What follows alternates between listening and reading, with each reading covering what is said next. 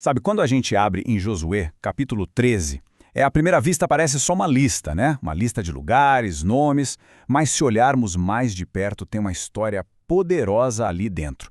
Uma história sobre liderança, sobre legado e sobre o que fazer quando a missão parece longe de acabar. É nisso que vamos mergulhar agora. O capítulo já começa com uma questão que, vamos combinar, é universal. O que acontece quando o tempo de um líder está se esgotando, mas a missão ainda é gigantesca? Essa é a grande tensão da história, o ponto central que a gente vai desvendar. Vamos então para a primeira parte. Um guerreiro enfrenta o tempo. E aqui, o foco é todo em Josué. É ele contra o relógio, sabe? A idade avançada e uma tarefa pela frente que ainda é imensa. E aí, é o próprio Deus quem fala com ele. E olha que interessante, não é uma bronca, não é uma crítica, é uma constatação da realidade que prepara o terreno para uma instrução totalmente inesperada. É Deus reconhecendo a condição humana de Josué. E é fundamental entender o que significa velho aqui. Não é só sobre ter 90 e poucos anos. A palavra original em hebraico, zaken, carrega um peso muito maior. Pensa num desgaste, sabe? Um cansaço acumulado de uma vida inteira de batalhas, de liderança. E é justamente esse esgotamento que faz a ordem seguinte de Deus ser tão surpreendente. Segunda parte, o mapa inacabado. E aqui a história dá uma virada. A solução de Deus é o oposto do que a gente esperaria. A ordem não é lute mais, e sim comece a distribuir a terra. Um ato de pura fé. Então vamos olhar para esse mapa da terra que falta conquistar. A gente começa pelo sul e já de cara tem territórios bem complicados. O primeiro da lista, as terras dos filisteus, uma verdadeira potência na costa que, aliás, daria muito trabalho para Israel por gerações. E não estamos falando de vilarejos, não. Eram 5 cidades-estado poderosíssimas, cada uma com seu governante. Gaza, Asdod, Ascalon, Gate e Ecrom. Juntas, elas formavam uma força militar e política gigantesca que os israelitas ainda precisavam enfrentar. Mas o mapa, inacabado, não para por aí. Agora vamos subir o olhar lá para o norte. A gente vê uma extensão enorme de terra. Terra prometida por Deus, mas que ainda estava esperando para ser de fato ocupada pelas tribos. Olha só, a terra dos cananeus, as fortalezas dos sidônios, a importante cidade portuária dos gíbeos, até a cordilheira do Líbano inteira.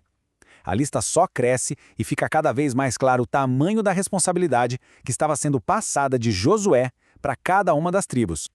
Mas aí, no meio dessa lista que parece impossível, vem a promessa que muda tudo. É Deus dizendo, calma, sou eu quem vai expulsar essa gente. Então a ordem para distribuir a terra não era pensamento positivo, sabe? Era um ato de obediência baseado na garantia de que a vitória viria de Deus. O papel de Israel era simplesmente avançar com fé. Chegamos à terceira parte, um legado do outro lado do rio. Agora a narrativa faz uma pausa e nos lembra de algo importante. Parte do trabalho já tinha sido feito. Uma parte da herança já estava garantida, lá atrás, ainda por Moisés. Esse gráfico aqui ajuda a gente a visualizar bem a situação. De um lado, 9 tribos e meia ainda esperando sua parte, a oeste do Rio Jordão. Do outro lado, a leste, 2 tribos e meia já estavam assentadas, as tribos de Ruben, Gade e metade da tribo de Manassés. Vamos aos detalhes.